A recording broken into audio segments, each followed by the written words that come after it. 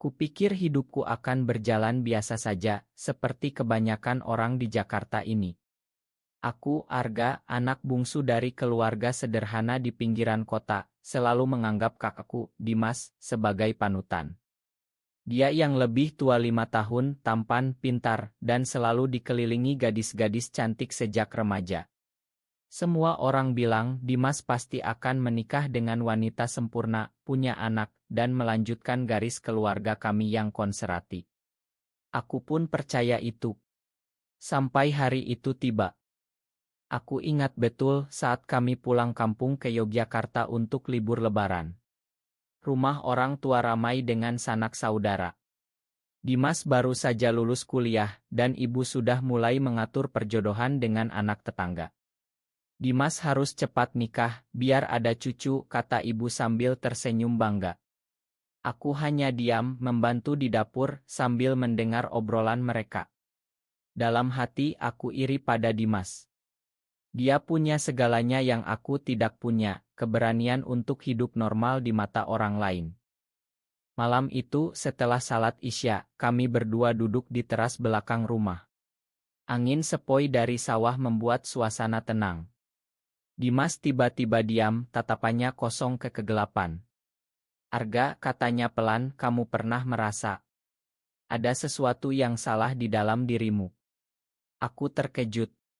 Kakakku yang selalu kuat, yang selalu jadi pelindungku sejak kecil, kini terdengar rapuh. Aku menggeleng, tapi hati berdegup kencang. Aku tahu apa yang dia maksud, karena aku sendiri menyimpan rahasia yang sama. Sejak remaja aku sadar aku berbeda. Saat teman-teman membicarakan gadis, aku justru diam-diam memperhatikan lelaki. Tapi aku tekan dalam-dalam, takut. Di keluarga kami, di masyarakat kami, itu dosa besar. Haram. Aku belajar menyembunyikan, berpura-pura.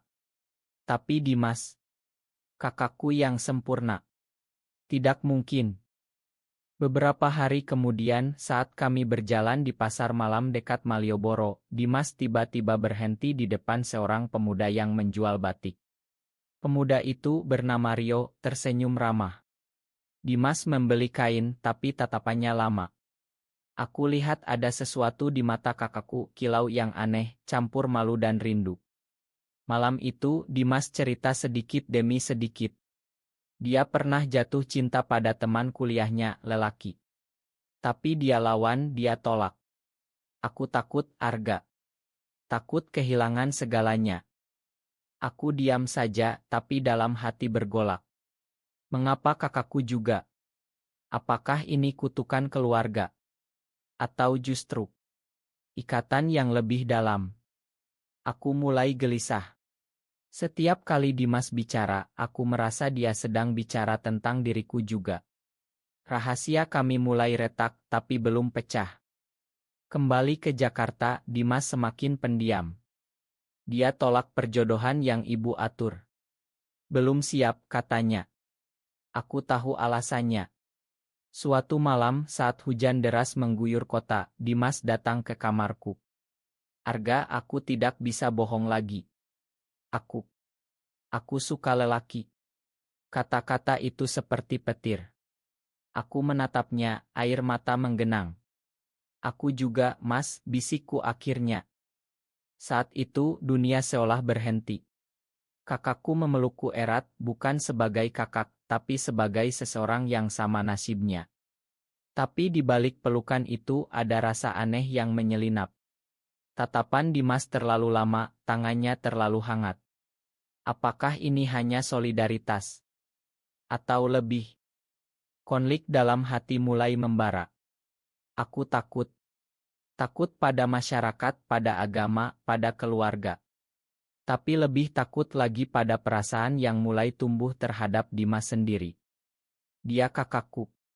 Ini salah. Sangat salah. Tapi mengapa hati ini berbisik lain? Setelah pengakuan itu, hubungan kami berubah. Di luar, kami tetap kakak adik biasa. Dimas tetap protektif, aku tetap manja. Tapi di malam-malam sunyi, kami bicara panjang. Dimas cerita tentang Rio, pemuda di Yogyakarta yang membuatnya gelisah. Dia baik, Arga. Tapi aku tak berani. Aku mendengar, tapi hati cemburu. Mengapa Rio? Mengapa bukan? Aku. Ungknit semakin terong. Aku benci diri sendiri. Dimas adalah kakakku, darah daging satu. Bagaimana bisa aku memimpikannya lebih dari itu? Setiap malam aku berdoa memohon ampun. Tapi mimpi datang, mimpi yang membuatku bangun dengan rasa bersalah yang membakar. Suatu hari, Dimas ajak aku ke Ancol. Kami duduk di pantai, melihat matahari terbenam. Arga, kamu pernah jatuh cinta? Tanyanya tiba-tiba. Aku diam lalu, dengan suara gemetar, aku jawab, ya, Mas. Pada seseorang yang tidak seharusnya. Dia menatapku lama. Siapa? Aku tak jawab. Hanya menunduk. Malam itu, di kosan Dimas, karena orang tua masih di kampung, kami minum kopi bersama. Obrolan mengalir ke rahasia lagi. Dimas cerita betapa dia lelah berpura-pura. Aku ingin bebas, Arga. Tapi di Indonesia ini, mana bisa? Aku mengangguk. Kami sama-sama terjebak dalam norma yang kejam. Tiba-tiba, Dimas pegang tanganku. Kamu satu-satunya yang mengerti aku. Kata-kata itu hangat, tapi menyakitkan. Aku tarik tangan, pura-pura lelah. Tapi dalam hati aku ingin lebih. Ini gila. Ini incest. Tapi perasaan ini semakin kuat, seperti api yang tak bisa dipadamkan. Beberapa bulan kemudian Dimas bertemu Rio lagi.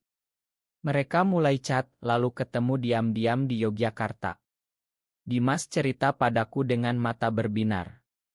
Dia yang satu, Arga. Yang membuatku merasa utuh. Aku tersenyum paksa. Dalam hati hancur. Mengapa bukan aku yang dia panggil yang satu? Pengkhianatan mulai terasa. Bukan Dimas yang mengkhianati, tapi hatiku sendiri yang mengkhianati akal sehat. Aku mulai menghindar. Tapi Dimas kejar. Kenapa kamu jauh akhir-akhir ini? Aku bohong bilang sibuk kerja. Suatu malam saat Dimas pulang dari bertemu Rio, dia mabuk sedikit. Arga, aku bahagia. Tapi kenapa rasanya ada yang kurang? Dia peluk aku lagi, lebih erat. Napasnya di leherku membuat tubuhku bereaksi. Aku dorong dia pelan. Mas, jangan. Tapi matanya bilang lain. Konflik memuncak. Aku lari ke kamar, menangis. Ini tidak boleh. Kami saudara. Tapi cinta ini, meski terlarang, terasa begitu nyata. Aku benci Rio. Aku benci diri sendiri. Tapi paling benci, aku tak bisa benci Dimas. Hubungan Dimas dan Rio semakin serius. Mereka ketemu lebih sering, meski sembunyi-sembunyi. Di Indonesia, cinta seperti itu seperti bom waktu. Dimas cerita padaku, dan setiap cerita seperti pisau. Rio paham aku, Arga. Dia tidak menuntut. Aku mengangguk, tapi dalam hati berteriak, aku juga paham kamu, lebih dari siapapun. Ungknit semakin ganas. Aku mulai mimpi buruk, keluarga tahu, masyarakat hukum kami, Tuhan murka. Aku puasa sunnah, salat tahajud, memohon petunjuk. Tapi jawabannya selalu sama, perasaan ini tak hilang. Suatu hari ibu telepon. Dimas kok belum juga pacaran. Umurnya sudah kepala 3. Dimas bohong bilang okus kerja. Aku dengar dari sebelah, hati sakit. Jika mereka tahu. Lalu pengkhianatan datang. Bukan dari Dimas, tapi dari teman lama. Saat kami di KAI, seorang teman kuliah Dimas melihat kami berdua terlalu dekat, hanya bicara biasa, tapi dia salah paham. Gosip mulai beredar di grup alumni. Dimas dan adiknya aneh. Aku panik. Dimas marah, tapi lebih takut. Malam itu kami bertengkar pertama kali. Ini gara-gara kamu terlalu lengket, katanya. Aku balas, kamu yang selalu curhat padaku. Air mata jatuh. Lalu, tiba-tiba Dimas peluk aku erat. Ma, Arga. Aku takut kehilangan kamu. Pelukan itu berbeda. Lebih lama, lebih dalam. Aku rasakan detak jantungnya sama kencangnya dengan milikku. Saat dia lepaskan tatapannya. Tatapannya penuh keraguan. Arga, kamu. Yang satu bagiku juga bukan. Kata-kata itu seperti gempa. Aku mundur. Mas, kita saudara. Tapi suaraku gemetar. Dia dekati lagi. Aku tahu salah. Tapi perasaan ini. Sejak pengakuan itu aku lihat kamu beda. Pengakuan kedua ini lebih menyakitkan. Kami sama-sama jatuh ke jurang terlarang. Aku lari keluar, hujan deras lagi. Dimas kejar, tarik tanganku. Jangan pergi. Kami basah kuyup, berdiri di tengah jalan. Aku cinta kamu, Arga. Bukan sebagai adik. Air mata bercampur hujan. Aku balas peluk dia. Untuk pertama kali aku akui dalam hati aku juga. Tapi ini akhir dari segalanya. Keluarga, masyarakat, segalanya akan hancur. Kami pulang diam-diam, malam itu kami bicara sampai subuh. Cinta ini nyata, tapi beracun. Kita harus lawan, kata Dimas. Tapi bagaimana? Cinta terlarang ini seperti api yang membakar perlahan. Kami mulai ketemu diam-diam, bukan sebagai kakak-adik, tapi lebih. Pegang tangan di bioskop gelap, peluk singkat di mobil. Setiap sentuhan penuh rasa bersalah, tapi juga bahagia yang tak tertahankan. Rio mulai curiga. Dimas semakin jarang balas chatnya.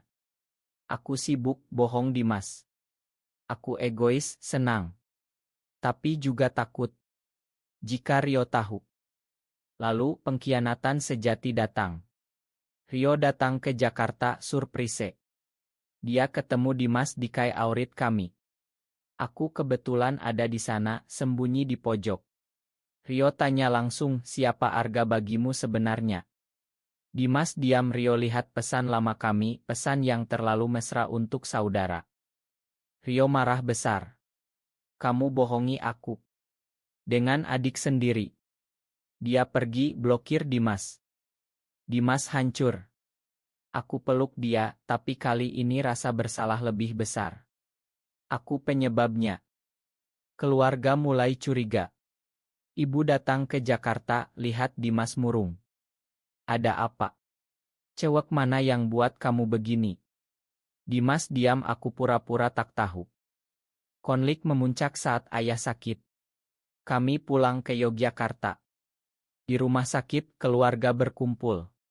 Seorang tante bisik-bisik tentang gosip. Katanya Dimas. Tidak normal. Dimas dengar, wajah pucat. Malam itu, di kamar lama kami, Dimas menangis di pundakku. Aku tidak kuat, Arga. Kita harus akhiri ini. Kata-kata itu seperti mati. Aku pegang wajahnya. Tidak, Mas. Kita hadapi bersama. Tapi dalam hati aku tahu ini tak bisa. Masyarakat Indonesia tak makan. Agama kami tak inginkan. Kami terjebak antara cinta dan neraka. Dimas coba hubungi Rio lagi, minta maaf. Tapi Rio tolak. Kamu sakit. Kata itu menyakitkan Dimas lebih dalam. Aku semakin terobsesi. Setiap malam aku bayangkan hidup bersama Dimas, meski mustahil. Ini makan jiwa kami perlahan. Ayah semakin parah. Dokter bilang kanker. Keluarga Okus ke sana, rahasia kami sementara aman.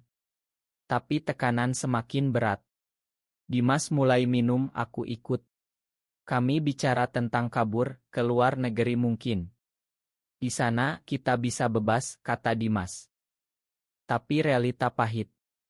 Uang tak ada, keluarga butuh kami. Aku lihat Dimas semakin kurus, matanya kosong. Ini hukuman Tuhan, Arga. Aku lawan. Tidak, Mas. Cinta tidak salah. Tapi dalam hati aku ragu. Setiap doa aku mohon petunjuk, tapi diam saja yang datang. Lalu pengkhianatan dari dalam. Aku tak sengaja tinggalkan ponsel. Ibu lihat pesan dari Dimas, aku rindu kamu malam ini. Ibu konfrontasi kami berdua. Apa ini, jerit ibu. Ayah diranjang sakit dengar samar. Dunia runtuh. Ibu nangis, bilang kami najis. Kalian saudara. Ini dosa besar. Dimas diam, aku menangis. Kami diusir sementara. Tinggal di kosan kecil. Masyarakat kampung mulai gosip. Anak keluarga itu homo. Kami semakin dekat dalam penderitaan.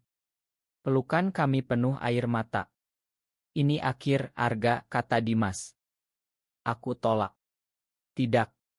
Kita bertahan. Tapi Dimas mulai menjauh. Kita harus berhenti. Demi keluarga. Aku memohon. Jangan tinggalkan aku, Mas. Konflik ini paling dalam. Aku merasa dikhianati oleh Dimas yang mundur. Tapi aku paham dia lindungi aku. Rio hubungi lagi, tawarkan Ma. Dimas ragu. Aku cemburu lagi, tapi kali ini biarkan. Mungkin itu jalan keluar. Ayah meninggal dunia. Pemakaman ramai, tapi tatapan sinis dari sanak saudara terasa. Ibu tak bicara kami. Kami berdiri di belakang, tangan saling genggam diam-diam. Setelah itu, Dimas putuskan. Aku akan coba dengan Rio lagi. Kita harus normal, Arga. Kata-kata itu hancurkan aku. Pengkhianatan terakhir. Aku nangis sendirian. Kenapa, Mas? Kita bisa lawan. Dia peluk aku terakhir kali. Tidak bisa. Aku cinta kamu, tapi ini salah. Kita harus lepaskan demi jiwa kita. Dimas pergi ke Yogyakarta bersama Rio. Mereka mulai hidup baru, sembunyi-sembunyi tapi bahagia. Aku tetap di Jakarta, kerja keras, bantu ibu. Tahun berganti. Aku belajar terima. Cinta itu indah, tapi terlarang. Aku tak benci Dimas. Justru syukur dia ajarkan aku cinta diri. Suatu hari, Dimas telepon. Aku bahagia sekarang, Arga. Rio yang satu bagiku. Aku tersenyum meski sakit. Aku juga, Mas. Aku belajar hidup sendiri. Kami tetap saudara meski jauh. Rahasia itu terkubur, tapi pelajaran abadi. Cinta tak selalu milik kita, tapi pengampunan dan penerimaan bisa menyembuhkan. Di Indonesia ini, kami minoritas yang bertahan. Bukan happy ending seperti dongeng, tapi ending manusiawi. Kami hidup, kami makan diri, kami lanjut. Cinta Dimas ajarkan aku jadi lebih kuat. Meski dia bukan milikku, dia selamanya yang satu di hati.